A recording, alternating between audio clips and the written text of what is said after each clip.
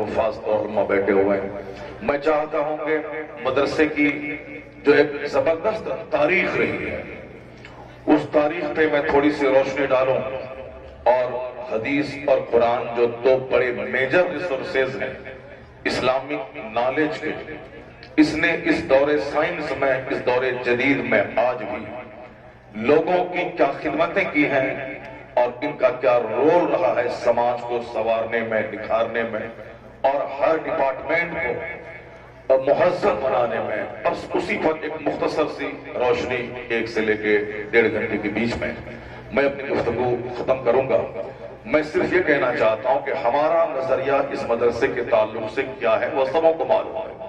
ہم یہ سمجھتے ہیں کہ بچے یہاں 5-10 سال پڑھتے ہیں، انہوں نے حفظ کیا، حافظ قرآن بن گئے، اب یہ کسی مسجد میں جا کے امامت کریں گے، تو ماہ رمضان میں تراویح سنائیں گے، یا ہم اپنے گھر میں ان کو اپنے بچوں کے پڑھانے کے لیے اس کو رکھ لیں، یا کسی مدرسے اور مکتب میں جا کے بچوں کو قرآن پڑھا دیں۔ صرف اتنا ہی ہم ان کے بارے میں جانتے ہیں کہ مدرسے کا کام یہی ہے کہ ایک بچے کو حافظ بنا دیں، باقی اور قرآن کریم کی تعلیم کا جو مقصد ہے وہ مقصد ہم یہاں سے انجینئر اور ڈاکٹر کی صورت میں نہیں چاہتے کہ ہمارے بچے یہاں سے ڈاکٹر بنے، انجینئر بنے، پروفیسر بنے، ایک اچھا حافظ بن جائے، ایک اچھا عالم بن جائے۔ صرف حفظ کرنا یہ قرآن پاک کا کبھی مقصد نہیں رہا، حفظ کروانا۔ مذہب اسلام یہ نہیں چاہتا کہ بچہ صرف حافظ بن کے رہ جائے۔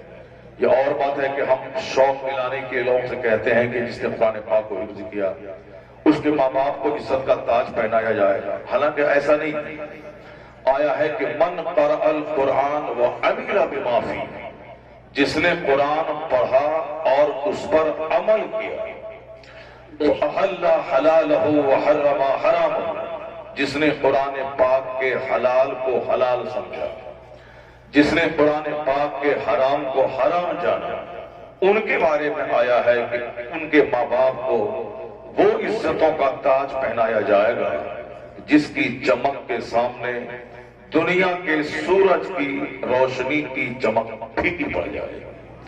من قرأ القرآن وعمل بما فیہ، جس نے قرآن پڑھا اور اس پر عمل کیا۔ رٹنے کا فائدہ صرف اتنا ہے کہ قرآن پاک اس نے محفوظ کر لیا، وہ دوسروں کے سینے میں منتقل کر دے گا پڑھا لکھا کر، باقی قرآن میں کیا ہے یہ اس کو اس وقت تک سمجھ نہیں پائے گا جب تک کہ وہ قرآن پاک کو سمجھنے کی کوشش نہ کرے، عالم دین نہ بن جائے۔ اور یہی ہے قرآن پاک پڑھنا، اس کا سمجھنا، تب فضیلت کا وہ حامل ہوگا۔ صرف رٹ لینے سے ایک ثواب تو ملے گا، الف لام میم، الف ایک حرف ہے، لام ایک حرف ہے، میم ایک حرف ہے، 30 نیکی ملے گی، چاہے میں دیکھ کے پڑھوں یا بن دیکھ کے پڑھوں۔ جس نے رٹ لیا وہ بن دیکھ کے پڑھے گا، اس کو بھی 30 نیکی ملے گی، اور جو دیکھ کے پڑھے اسے بھی 30 نیکی ملے گی۔ باقی الف لام میم میں راز کیا ہے، اس میں سیکریٹ کیا ہے، اس کے معانی اور مطالب اور مفاہیم کیا ہے، یہ تو وہی سمجھے گا جو قرآن پاک کو سمجھ کے پڑھے گا، جو عالم بنے گا۔ ورنہ قرآن کریم نے کیا کہا، سمپل ڈھنگ سے رٹنے والے کو کیا خبر، وہ کیا جانے کہ قرآن کریم نے کیا کہا۔ قرآن کریم کو جو نہیں جانے گا وہ دوسروں کی دولتوں کو دیکھ کر یہی کہے گا کہ اللہ تبارک و تعالیٰ کافروں کو بہت دولتوں سے نوازا۔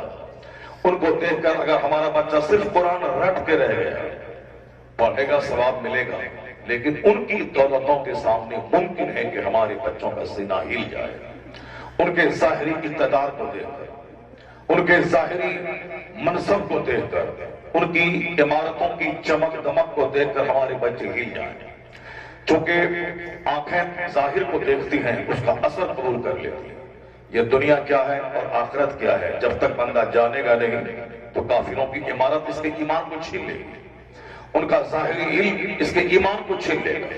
یہی وجہ ہے کہ ہمارا وہ بچہ جو صرف دنیا پہ نظر رکھتا ہے، یہاں کھانا پینا، گھر مکان بنانا، یہاں کی ڈگریاں حاصل کرنا، جوانی کا استعمال کرنا، خواہشات کی تکمیل کرنا، جس کی نظر ظاہر پر ہے، اب وہ خواہش کی تکمیل جیسے ہو وہ کرنا چاہتا ہے۔ انجوائے کرنے کے لیے اگر شراب کا سہارا لینا پڑا، یہ بچہ شراب کا سہارا لیتا ہے، چونکہ انجوائے کرنا، زندگی میں مستی کرنا، زندگی میں خوش رہنا، खुश रहने की कोशिश करना, खाओ पियो मस्त रहो, यही फॉर्मूला उसका है। और वो जो भी मिले खा ले, ये नहीं सोचेगा कि क्या हराम है क्या हलाल है। वो जो चाहे पी लेगा, नहीं समझेगा कि पानी है या शराब।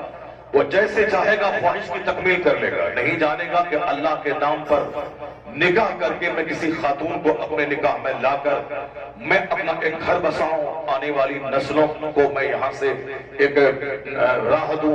नहीं, ख्वाहिशात की तकमील करनी है तो हराम और हलाल की तमीज किए बगैर वो चाहे तवाइफ के कोठे पे जाके ख्वाहिश की तकमील कर लेगा, या गली कूचे में जिस तरह एक कुत्ते की नजर हर वक्त हड्डी पे पड़ी रहती है, उसी तरह चंद दुनियादार नौजवानों की निगाहें हर वक्त गली कूचे की खवातीन पर पड़ी रहती हैं कि कहां कौन घर से बाहर निकले, ताकि मैं ताक झांक करके आंखों से वो किसी से मेरा रब्त हो जाए, ताकि मैं फोन से घंटों घंटों बात करके आपके कान को मैं लज्जत अता करूं। कोई मिले जिसको मैं दिल दूं और वो मुझको दिल दे, मैं उससे घंटों बातें करके अपने दिल को बहलाने की कोशिश करूं। उनसे बात करना हराम है, कोई बहस नहीं। उनकी बातें कान में सुनना, गंदी बातें करना नाजायज और गुनाह है, कोई मतलब नहीं। उस ऐश करना उसकी जिंदगी का मकसद है, क्योंकि वो जानता ही नहीं है कि इस्लाम क्या है, दीन क्या है, आखिरत क्या है, दुनिया क्या है। कुरान करीम में सबसे ज्यादा जिस टॉपिक को टच किया गया है वो है आखिरत। यानी ये दुनिया एक पानी का बुलबुला है, आज है कल खत्म। 25 साल तक तुर्की के जिन लोगों ने मेहनत करके रात रात भर जाग करके खेत में हल चलाकर या फैक्ट्री में नौकरी करके पैसे जमा करके जिस मकान की तामीर की थी, उसे क्या खबर कि वही मकान उसकी कब्र में तब्दील हो जाएगा, उसी मकान के मलबे में उसकी लाश सड़ जाएगा, उसकी लाश पर कोई जनाजा पढ़ने वाला नहीं मिलेगा। आदमी अपने हिसाब से बहुत कुछ सोचता है और फिर होता वही है जो होने वाला होता है। तो बंदे की नजर दुनिया पे रहती है, वो जिंदगी पे गौर करता है, मगर कुरान करीम ज्यादातर आखिरत के फलसफे को बयान किया है। यही फर्क है कुरान करीम में। आखिरत बयान करते करते मुमकिन है कि जो मिसालें दी गई, जो तमसीलात उसमें पेश की गई, जो एग्जाम्पल से दिए गए, उस एग्जाम्पल की रोशनी में साइंस के बहुत सारे चैप्टर पे रोशनी पड़ रही हो, बहुत सारी गुत्थियां उसकी हल हो रही हो, तमसीलात की इशाराती ज़बान, लेकिन मकसद कुरान करीम का लोगों को अल्लाह से करीब करना, लोगों का मकसद हयात बताना।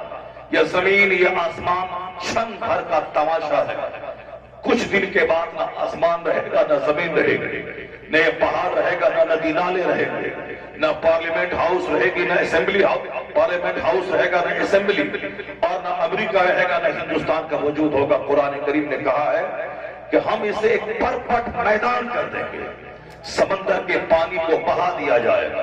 कुरान कहता है बैसल बिहार फुज्जरत, जिस दिन इस समंदर के पानी को बहा दिया जाएगा, जिस दिन समंदर के पानी में आग लगा दी जाए, इस समंदर का पानी इसमें आग लगा दी जाए। समंदर के पानी के नीचे आज भी आग है, जिसकी तहकीकात बहुत सारे माहिरीन ने की है कि अब पानी के नीचे एक आग का भंडार है जो इस पानी को जलाने की सलाहियत रखती है। वो आग पानी के अंदर आग है। वैसल बिहार सुज्जरत, जब समंदर में आग लगा दी जाए, समंदर को बहा दिया जाएगा। वह तकूनुल जिबालु कल एहनिल मनफूश, ये पहाड़ रुई के गाले की तरह उड़ने लगेंगे। जिस तरह एक लिहाफ बनाने वाला जब वो अपने आले पे रुई को धुनता है तो उसके गाले उड़ते हैं, उसी तरह सारे पहाड़ उड़ेंगे। ये पहाड़ जमीन के लिए खंबा है, और जब खंबा ही उड़ने लगेगा तो जमीन में जलजला पैदा होगा। जमीन में ऐसा जलजला पैदा होगा कि जमीन अपने नीचे की सारी चीजों को बाहर निकालकर फेंक देगी। एक शख्स पाकिस्तान के जलजले के वक्त में खेत में हल चला रहा था, अचानक जब सुबह के वक्त में जलजला आया तो सामने एक पहाड़ था। उन्होंने उस पहाड़ की कैफियत को देखकर हल चलाते हुए वह बेहोश हो गए। हजारों लाखों लोग मर गए उस सिलसिले में जो आज से 10 साल पहले आया था, मगर उस पर बेहोशी की कैफियत लगातार कई दिन तक रही। डॉक्टरों की मेहनत से उनकी जिंदगी भी थी, वो बच गया। जब बच गया तो डॉक्टर ने उनसे पूछा कि तुमने कौन सा ऐसा अजूबा देखा था جس کی وجہ سے اتنی لمبی بے ہوشی تجھ پر طاری ہو گئی. انہوں نے کہا کہ میں کیا بتاؤں، میں تو کھیت میں ہل چلا رہا تھا.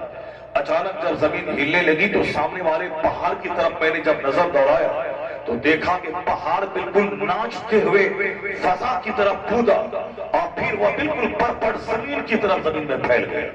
اس پہاڑ پہ جتنے گاؤں جتنی بستیاں آباد تھی وہ سب کے سب زمین میں دھس گئی. اس پہاڑ کے ٹوٹنے اور اس پہاڑ کے پھر زمین کے برابر ہو جانے کی کیفیت کو دیکھ کر ایسا لگا جیسے میرا دل پھٹ جائے گا. اس کیفیت کو دیکھ کر میں بے ہوش ہو گیا. یعنی یہ پہاڑ زمین کا پیلر ہے اور جب اس پیلر کو ہٹا دیا جائے گا تو زمین میں زلزلہ پیدا ہوگا اور زمین پھٹے گی، اوپر کی آبادی اندر دھسے گی اور نیچے میں جو پانی ہے جو ریت ہے وہ سب باہر آ جائیں گے. قرآن کریم ان سب سے بحث کرتا ہے. یہ جو آج کی دنیا ہے، مکان دکان گاڑی جھگڑا بال بچے ڈاکٹر انجینئر، مکان دکان گرینڈر واشنگ مشین، آرام سے کھانا پینا موج مستی، موٹر کار ہوائی جہاز train, M L A M P ودھائک پارشد بننا پیسے کمانا بینک جانا نوکری کرنا ڈی ایم بننا ایس ٹی بننا، یہ ساری چیزیں کچھ کوئی حیثیت اس کی نہیں. جیسے میرے نزدیک ایک چوٹی ہے، چوٹی کی ایک الگ دنیا ہے، چوٹی کی الگ بولی ہے، ان کا الگ آشیانہ ہے. وہ کئی مہینے تک وہ اپنی روزی سیف کرتا ہے اپنے گھونسلے میں، مگر میں اس کو جوتے سے رگڑ دیتا ہوں. پھر وہ چوٹی کا محل ہے، چوٹی کی روزی، چوٹی کی شادی، چوٹی کا بال بچوں کو پیدا کرنا، وہ ساری چیزیں ایک لمحے میں میرے پاؤں کے نیچے روندی چلی جاتی ہے. میرے نزدیک جو چوٹی کی حیثیت ہے وہی حیثیت ہماری اس دنیا میں ہے. ہم خوب موج مستیاں کرتے ہیں، صبح سویرے ہمیں پتا چلتا ہے کہ آج بارات لے کے جانا، آج دکان کی اوپننگ کرنی ہے، آج مجھے الیکشن میں ووٹ دینے جانا، آج الیکشن میں ووٹ کی گنتی ہے اور آج جیت کا صحرا مجھ کو حاصل کرنا ہے. کیا خبر کہ 26 جنوری کو ادھر جھنڈا لہرانے کی تیاری ہو رہی ہے، ادھر کچھ اور گجرات کے علاقے میں گاؤں کا گاؤں زمین میں دھستا چلا جا رہا ہے. پوری آبادی زمین میں دھس گئی، پوری آبادی جنگل میں تبدیل ہو گئی. ایک طرف صاحب جھنڈا لہرانے کی تیاری ہو رہی اور ایک طرف لاکھوں آدمی زمین کے نیچے دفن ہو گئے. یہی ہے ایک چوٹی سے بھی زیادہ حقیر ہوں میں، یہی میری کہانی ہے. اور تمنا کتنی ہے، ایک مکان کے بنانے میں 1 کروڑ جھوٹ بولنا پڑتا ہے. ایک مکان کے بنانے میں کئی ہزار نمازوں کی تنگا کرنی پڑتی ہے. ایک مکان کی تعمیر میں کتنے حرام راستوں سے گزرنا پڑتا ہے، کس قدر اللہ رسول کو ناراض کرنا پڑتا ہے. حج فرض ہوا تھا 15 سال پہلے، لیکن میں اس میں تاخیر کرتا ہوں چونکہ ایک مکان بنا لو پھر اس کے بعد حج کو جاؤ، بیٹی کی شادی کروا لو پھر حج کو جاؤ. اسی درمیان اچانک موت آتی ہے اور میں حج کیے بغیر اس دنیا سے چلا جاتا ہوں. مکان رہ گیا بچوں کے پاس اور مکان بنانے میں جو گناہ ہوئے وہ گناہ رہ گئے میرے ذمے. اس کا حساب مجھ کو وہاں دینا ہے کہ من N اکتسبہ وفیما فزعہ، from where you earn this, in which ways you spent this. کہاں سے تم نے کمایا پیسے اور کس راستے میں تم نے خرچ کیا.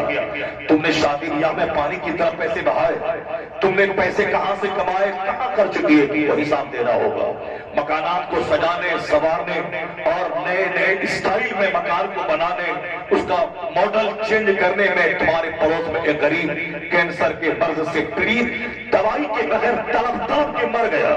تم اپنے پروٹیکوں کا ماڈل چینج کرتے رہے، تم اپنے مکان کا پینٹ بدلتے رہے، تم اپنے مکان کا انٹیریئر ڈیکوریشن تبدیل کرتے رہے. جب اچانک موت آتی ہے وہی 2 گز زمین، وہی معمولی سا سادہ سا کفن اور سارا مکان چھوڑ کے حساب کتاب دینے وہ چلا گیا. کہاں سے مال کمایا؟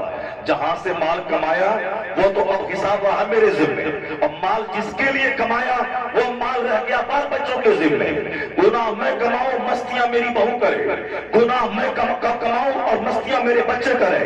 اب میرے گھر میں میری محنتوں سے بنائے ہوئے گھر میں وہ رات رات پر ٹیلی ویژن دیتے ہیں، رات رات بھر وہ سال جوا کھیلے، رات رات بھر ننگی اور گندی تصویریں دیکھ کر، رات کے 4 گھنٹے موبائل کے پردے پر ننگی تصویریں دیکھ کر اپنے دل کو بہلائے. مکان میرا، میں نے 25 سال تک ایڑی رگڑ کر میں نے بمبئی میں کما کر کے گھر بنایا اور میں نے 25 سال تک پڑھائی کری، 35 سال تک نوکری کی. نوکری کے جتنے پیسے ہوئے چاہے نوکری کرنے میں جتنا جھوٹ بولا، رشوت دے کے نوکری لی، مجھ کو جب جانا تھا اسکول میں نہیں گیا، حاضری بنا دی، حرام پیسے میں نے کمائے، وہ گناہ میرے پاس رہ گئے، اور اس پیسے سے جو گھر بنایا وہ گھر بیٹوں کے پاس رہ گئے، وہ گھر بہو کے پاس رہ گیا، وہ گھر دوسروں کو چھوڑ کے مر گئے، کہاں سے کمایا اور کہاں خرچ دیا، یہ حساب مجھ کو دینا ہے۔ اس سے بڑا احمق، اس سے بڑا نادان کوئی نہیں ہے جو دوسروں کی دنیا سجانے کے لیے اپنی آخرت کو تباہ کر دیا ہو۔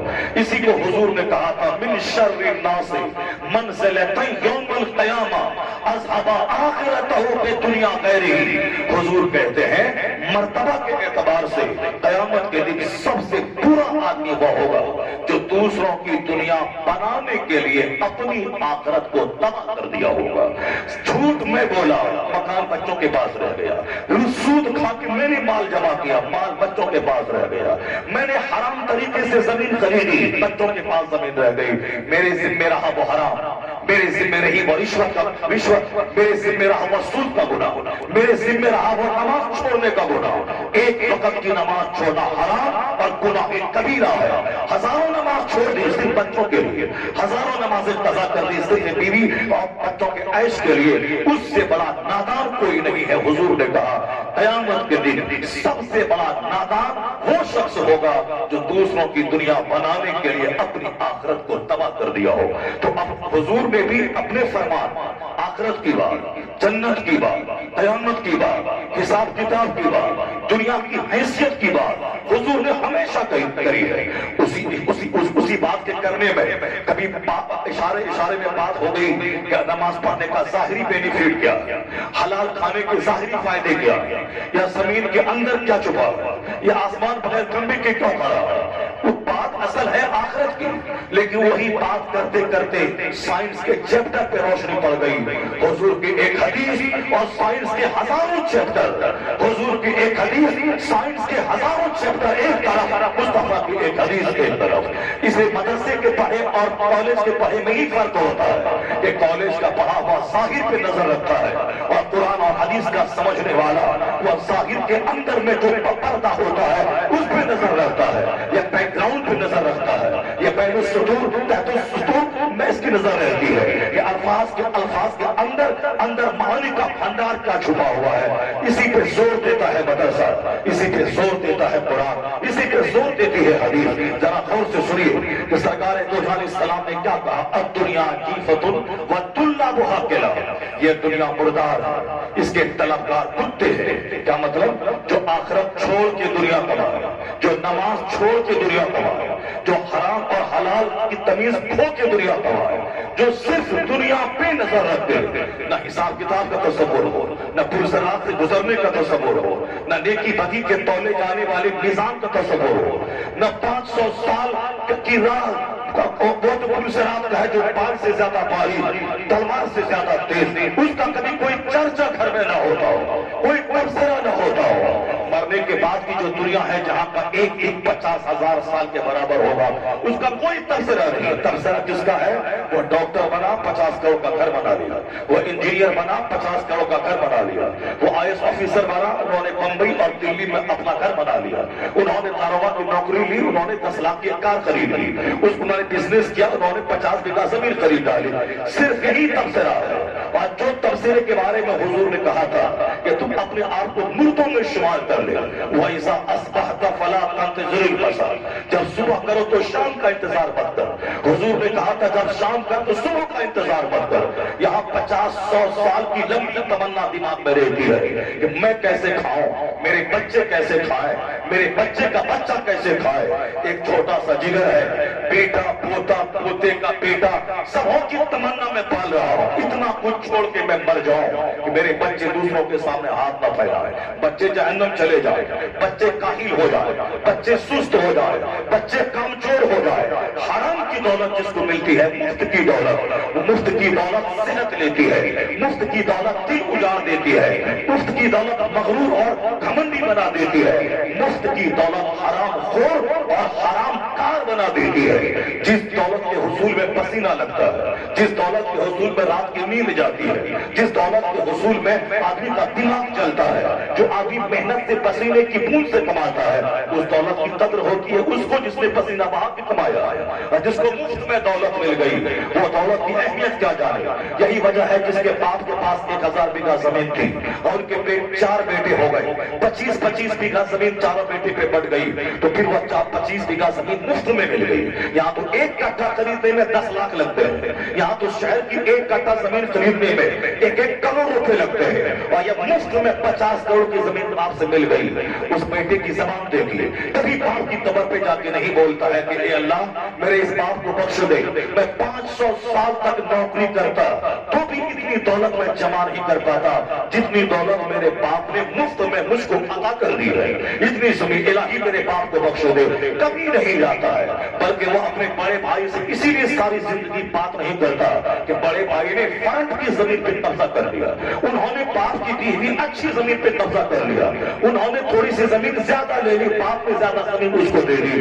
وہ کیا بولتا ہے میرا باپ ظالم ہے، اس کو اللہ معاف نہیں کرے گا، جس نے بڑے بھائی کو تھوڑی زمین زیادہ دے دی یا فرنٹ کی زمین دے دی، مجھ کو بینک کی زمین دے دی، 50 کروڑ کی زمین باپ نے دی، وہ ساری زندگی اپنی زمین کما کے کبھی خرید نہیں پاتا، مگر وہ زمین کو نہیں دیکھتا، وہ دیکھتا کہ جہاں کے آدھا کٹھا زمین بڑے بھائی کو باپ نے کی خدمتوں کے بدلے میں زیادہ دے دیا ہے، اب نظر 25 بیگھہ زمین پہ نہیں ہے، نظر اسی آدھا کٹھا زمین پہ ہے، اس کی وجہ سے وہ باپ کو ظالم کہتا، وہ باپ کو جہنمی کہتا، وہ باپ کی قبر پہ جا کے بولتا اللہ اس کو معاف نہیں کرے گا، صرف اسی لیے جس نے رب کو ناراض کیا بچوں کے لیے، جس نے حضور کو ناراض کیا بچوں کے لیے، جس نے مصطفیٰ کو ناراض کیا اس کی تعلیمات کو ٹھکرایا بچوں کے لیے، اس کے بچے کبھی فرمانبردار نہ ہوں گے، اس کے بچے کبھی وفادار نہ ہوں گے۔ آج جو بچوں کی بے حیائیاں، بچوں کی بے شرمی، بچوں کی بدتمیزیاں،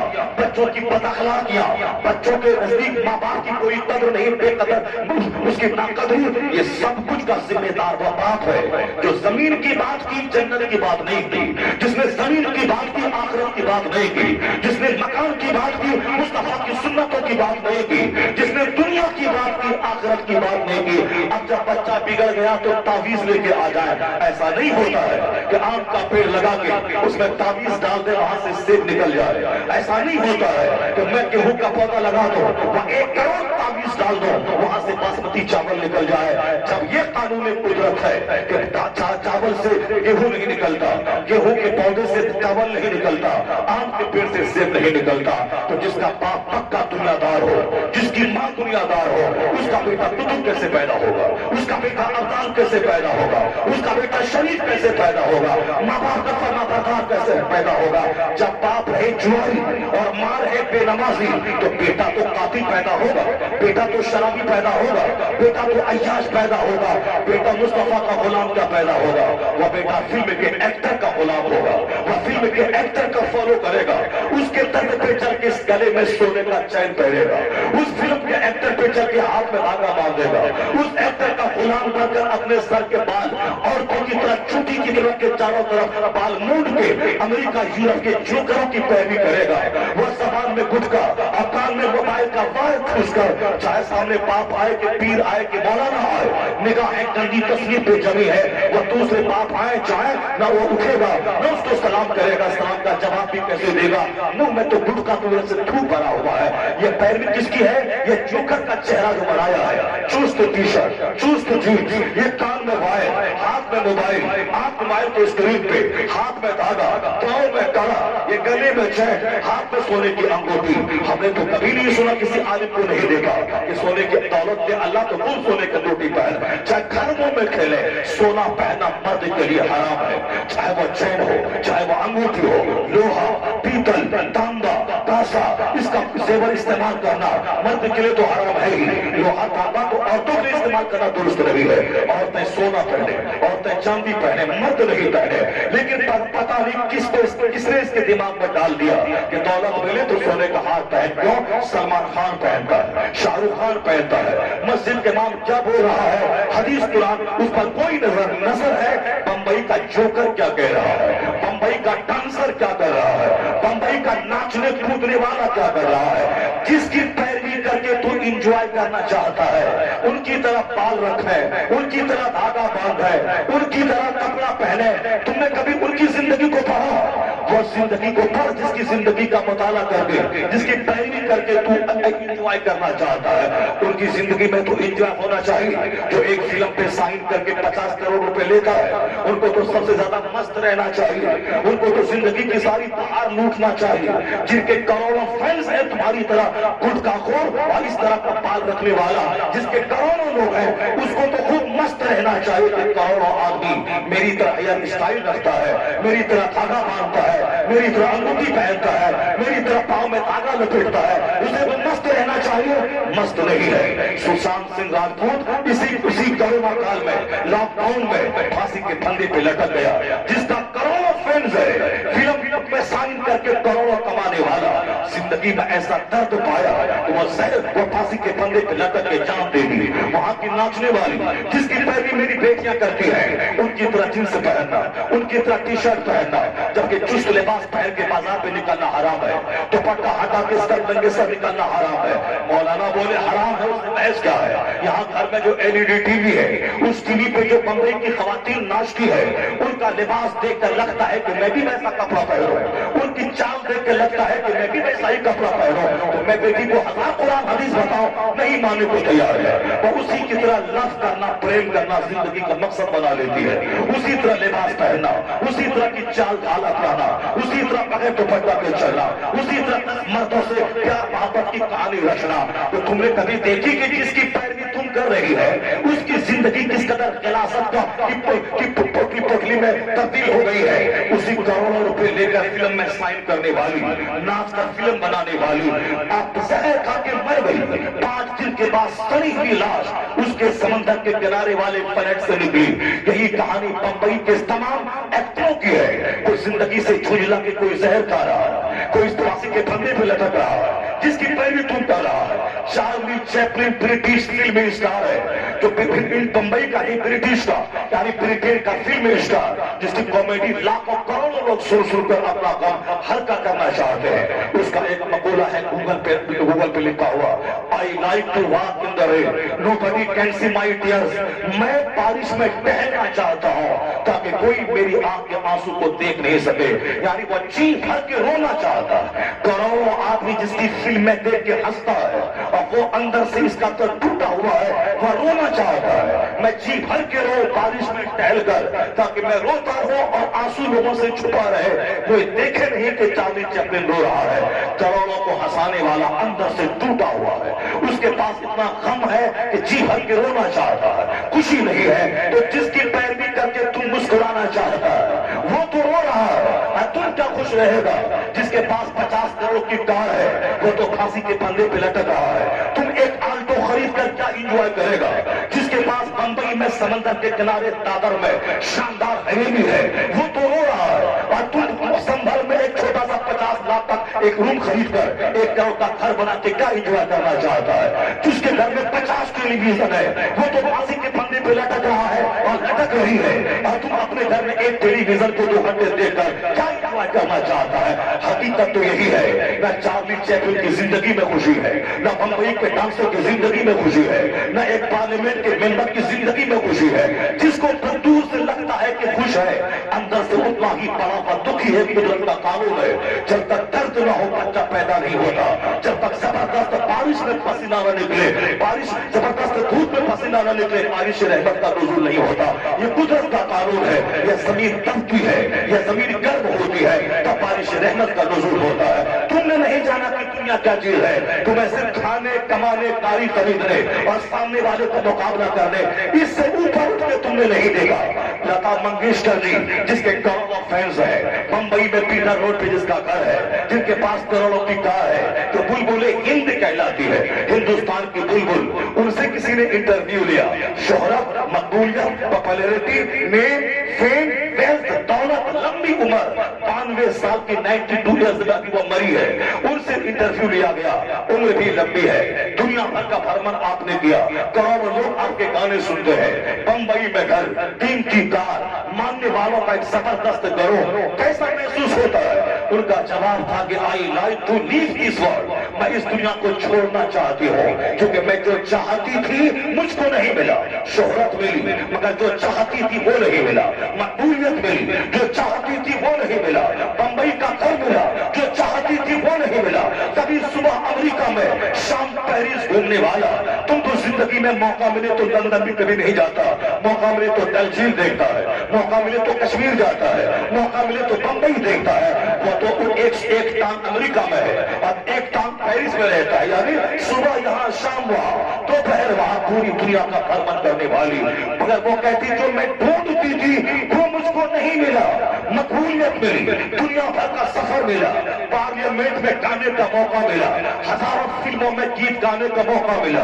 بلبل ہند کا ٹائٹل ملا، پدم بھوشن کا ایوارڈ ملا، پالکے دادا صاحب پالکے کا ایوارڈ ملا، وہ بھارت رتن کا ایوارڈ ملا، لیکن وہ کہتی ہے جو میں ڈھونڈتی تھی وہ مجھ کو نہیں ملا، وہ ڈھونڈتی کیا تھی؟